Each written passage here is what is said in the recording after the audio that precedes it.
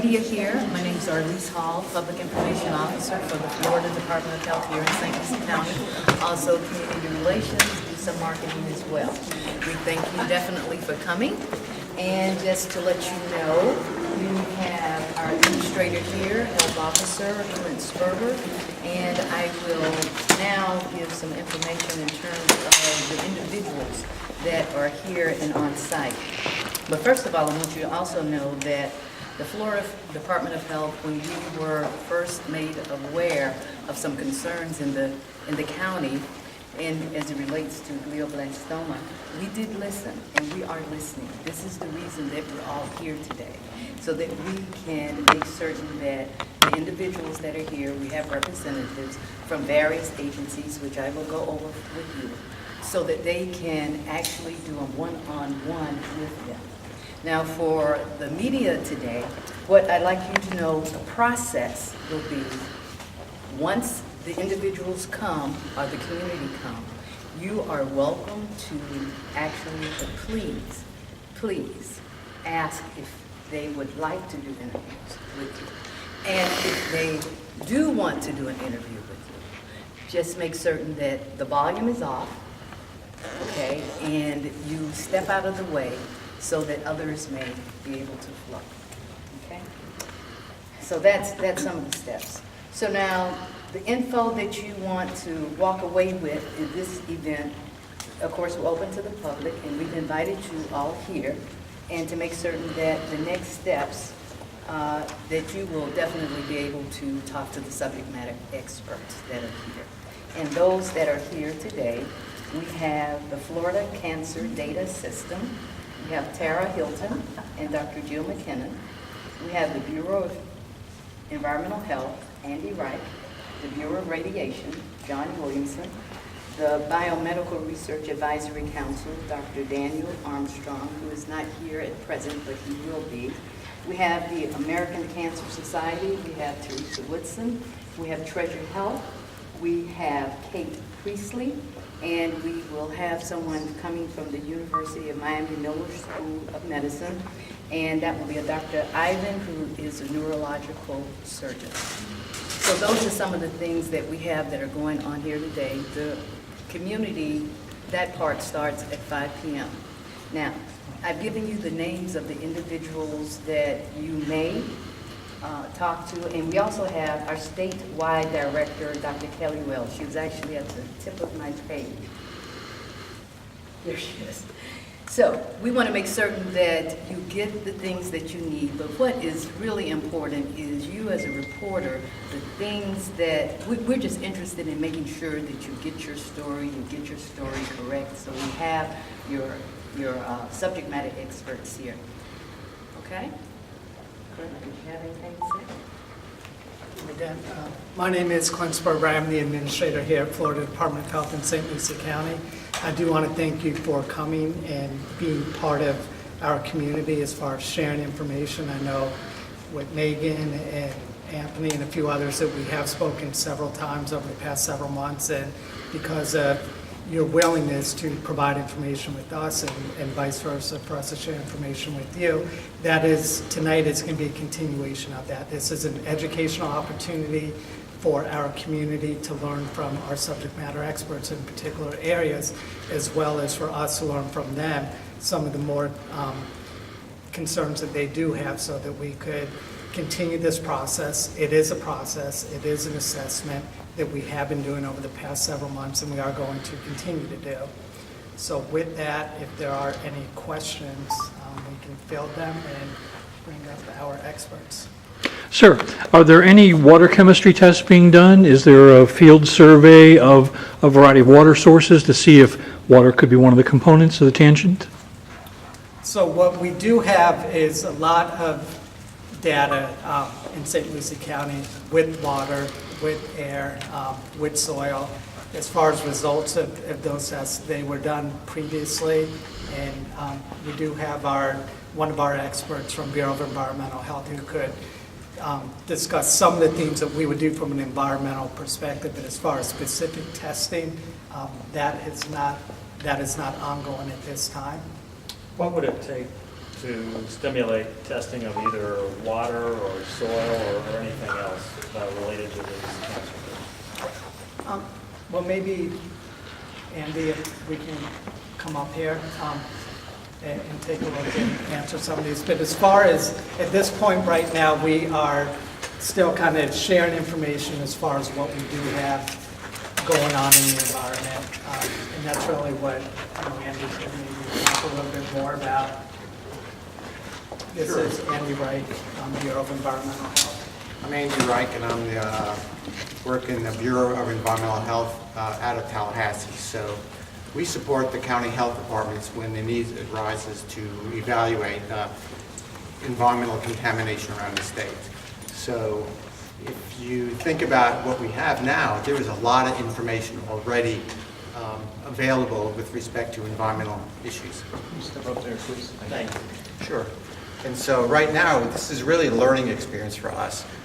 We came to this county to try to understand better what the folks who are concerned about their health are interested in the health department to be evaluating. One of those things, of course, is the specific cancers that the individuals may have had or their family members. The other things we are interested in is looking at the environment of St. Lucie County. And Department of Environmental Protection has a lot of information. If you go on their websites, there's information on wells that are sampled. There's information on different industries that are in the area. So we will be going through that. But this meeting today is really a learning experience for us. And we're going to be listening to the community members and trying to understand what their concerns are, and then we'll go forward from there. So to be clear, is there any intention to do any kind of testing in the near future? So we're going to listen to the people who are coming to this meeting, who have family members who may have been having glioblastoma, and when the need arises, we'll look at the data that already is available, and if the need is there, additional testing can be done. Yes. Because You go ahead. Is there any criteria just in general that would precipitate testing like that? So in this county, a lot of people get their drinking water from public water sources. So those things have been tested. There's a lot of requirements on those. And so we'll be looking at data sources like that. There's been private wells that have been tested. So there's a lot of information out there. So before we go out and do any additional testing, we're going to be looking at the data that's already available to see, if that is important for our understanding of the illnesses that are in this community. How recent is that data? The DEP collects data almost on a daily basis. So some data is a little older, other data is very recent. And is that data soil, air, and water, or is some of the data more dated in certain categories? We're going to have to look at the data that's available, but DEP tests all three of those different media. From past clusters of glioblastoma, is there any vector that seems to be indicated more often than not? The information that we have now, it seems like the glioblastomas may have an association with some types of radiation, but I'm just going to let the folks who are better able to discuss that. Thank you very much. And also to be clear, this is not a cluster. This is an assessment as far as what we have in St. Lucie County. So I do want to make that distinction. This is not a cluster. So it's not a cluster, but you say it's in an assessment mode? Is that what you would call it? Yeah, so what we learned about a handful of months ago were concerns from the community. So based upon those concerns of the community, what we wanted to do is to try to have a better picture, illustration as far as what are we looking at in St. Lucie County. And with that, we do have one of our experts here from our Florida Cancer Data System who can provide more background as far as what they do and how they work for us for Department of Health and information that they collect and part of the assessment as far as what they learned. So with that, Tara. So this is Tara Helton. She is our cancer epidemiologist for Department of Health in St. Lucie County. Or not in St. Lucie, but for Department of Health. So we will recruit her. Tara, are you able to say what involvement the Cancer Registry has with like the CDC and kind of working together to determine whether there's a need for additional testing? Well, in the sense of a state cancer registry, like any cancer registry, we are fortunate to be funded both by our Department of Health, our state dollars, as well as CDC's National Program of Cancer Registry. So we do work with CDC in helping to collect the data for general purposes, not for just a cancer assessment, but just to have an overall idea of what is the cancer burden in our state, county, so we can provide better resources. And so in the sense of CDC, if there was to be any indication that there was maybe an increased risk, we would work with CDC and other national partners as well as our local partners to address the situation. Who is actually the decision maker? Who is supposed to decide whether or not there will be testing?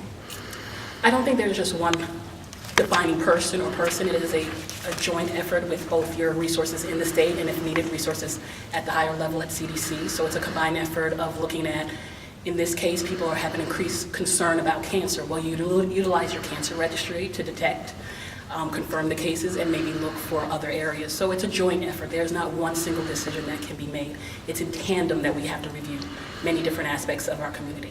When will you be releasing the data for 2016? We're hoping sometime in the fall to have more final numbers for 2016. The state cancer registry here in Florida is like any state cancer registry. There's overall an inherent delay of getting the data because hospitals or other facilities in our state have 6 months to kind of submit that data, and we have to do certain quality control metrics to get that data available. So that is anywhere from 18 to 24 months before the data is available. So as far as just the concerns here locally, is the cancer registry's involvement kind of complete at this point? You've contributed your data, you've contributed your information for further analysis. Is that kind of where you guys say, we've done our part? And I don't think you can say that we've done our parts. We're dynamic. We're here for Clint and his team, as well as the officers in Tallahassee, as well as if CDC should participate. We're almost always here providing any new kind of data that they need if they would like to look at it in a different way. So I think that the Cancer Registry is here to provide the resources of confirming the cases, because one of the main reasons that a registry is here is to kind of be a little bit more efficient, that we don't have to go to all of the hospitals, say in St. Lucie County or surrounding counties, that here we have a central repository for information. So that's how a cancer registry can help. But unfortunately, like I tell you, we do have a delay because we need those facilities to report to us. We need to get those data cleaned, processed, and then make it available. So I think the cancer registry will be involved in all assessment with St. Lucie County. If data that's currently available is, say, 2015 and back, is there a website snapshot that we can get that, let's say, tracks cancer clusters or cancer cases in Florida over 5 years? On our website, we provide statistics both at the state and county level of all cancer types. We currently collect on 80 different malignant sites. So that's available on our cancer registry website. Thank you so much. Thank you. what have been the most recent conversations? I don't know who the right person is to ask this, but the most recent conversations with the CDC, where are we with that? Our state epidemiologist has reached out to the CDC. They are aware of the situation. They know that there's an assessment. They will be here if anything is necessary, if they can provide resources. But at this point, what data shows is that, cancer does occur. Cancer does occur in certain populations more than in others. With Florida, we have a higher, elderly population. We have increasing populations. So we do have population, the second highest burden in the country. So there are areas in Florida, particularly in South Florida, in which we see the highest cancers incidence, above all. But like I said, I think CDC, if there was any indication, they would be here providing resources, but there's no indication right now. This is an assessment as we see it. Most of the cancer data is showing the occurrence of glioblastoma to be in the natural populations, those populations of age 60 or older. So what are the specific next steps here? Like what happens after this meeting tonight? Well, I think one of the key things, I think Clint said it and others said it very well too, we're just here to educate ourselves and educate the community. We're here together, we're very transparent, we want to learn, and we want to educate them as well. For instance, I know some of you might not realize why there's a delay in cancer data. It's a process, There are estimates out there, our partners like the American Cancer Society does estimates, but again, that's not hard numbers. It takes a while, and so we want to educate them and say that we're not delaying anything, but this is how we work in processing over millions of records to get down to be what is the burden for the state of Florida, what is the burden for St. Lucie County, and what is the burden for your community. Is there any geographical study within the county as far as, if there were certain number of cases within a certain small area, would that draw your attention to a situation? I mean, in the sense of defining a cancer cluster, typically a defined area, a defined population that is typically not at risk, and a defined geographic area usually gives an inclination that there may be a higher possibility of detecting a cluster or determining a cluster. But again, a cluster can only be determined also by having, if you want to say, an environmental or some other agent to increase that risk. And right now, we have not discovered anything to be increasing the risk of cancer here in St. Lucie or in the community.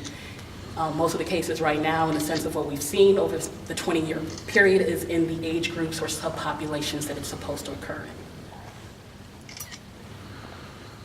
So there's no, is there any effort right now to zero in on, I mean, when you look at the county as a whole, yes, the numbers are what you'd expect, but is there any kind of formula or any way to zero in on specific communities? I mean, to be blunt, like when you have multiple diagnoses on the same street or in the same neighborhood, same home, does that have a different way of being approached? I hear you. Definitely, like I said, I think one of the things here, and Clint has heard me ask this question a few times, is I want to learn a little bit more from the community to see if there is a defined area. But again, we don't really know the full history of some people because, for instance, somebody could have been diagnosed here in St. Lucie County, maybe within the last 5 years, but spent most of their life, and if you want to say their risk profile, could have been somewhere in New Jersey or New York or California. So those are many things that you have to consider, and those are things that are not necessarily easy to really track or to put into equation to determine, this is, a cluster. So to be clear, no plans at this point of doing any testing?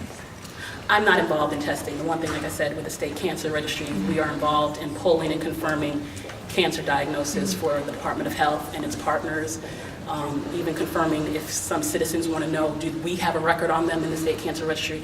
That is definitely what we're here for, but I cannot speak to testing at this time. Clint, are you able to speak to that at all?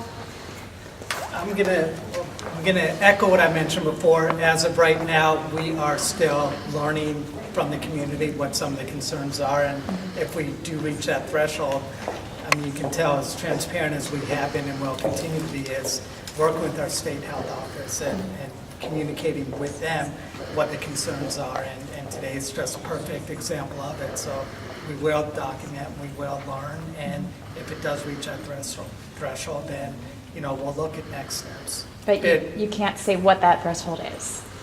Not yet.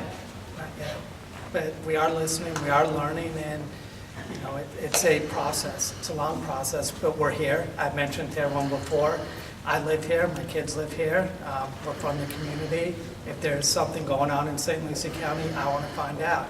If I have an ability to leverage my resources, my connections to try to influence an investigation, if it does warrant an investigation, I definitely will.